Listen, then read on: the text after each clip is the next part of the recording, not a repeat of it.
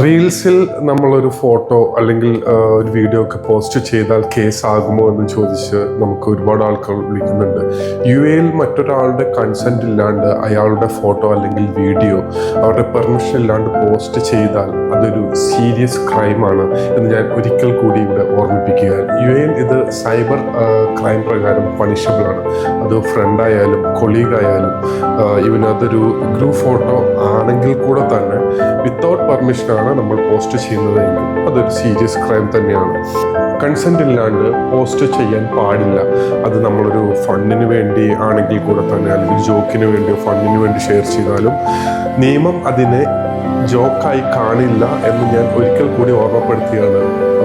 Because നമ്മൾ ഈയിടയ്ക്ക് വന്ന 2-3 കേസുകളിൽ അത് ഫണ്ടിന് വേണ്ടിയും ജോക്കിന് വേണ്ടിയൊക്കെ ചെയ്തു എന്നാണ് നമ്മുടെ ക്ലയൻസ് അല്ലെങ്കിൽ ഓപ്പോസിറ്റ് പാർട്ടിയൊക്കെ ഒരു ഒബ്ജക്റ്റിന് വേണ്ടിയോ അല്ലെങ്കിൽ ഒരുപക്ഷെ ശരിയായിരിക്കാം ഒക്കെ അവർ പറയുന്ന ഒരു എക്സ്ക്യൂസ്. അപ്പോൾ നമ്മളത് പ്രത്യേകം ശ്രദ്ധിക്കണം. നമുക്ക് ഹെവി ഫൈൻ വരാൻ ഉള്ള സാധ്യതയുണ്ട്, ജയിൽ സെൻറ്റൻസ് വരാനുള്ള സാധ്യതയുണ്ട്, കൂടാണ്ട് ഡീപ്പോർട്ടേഷൻ റിസ്ക് പോലും ഉണ്ടാവാനുള്ള സാധ്യതയുണ്ട്. ആയതിനാൽ പോസ്റ്റ് ചെയ്യുന്നതിന് മുന്നേ ഒന്ന് ചിന്തിക്കൂ.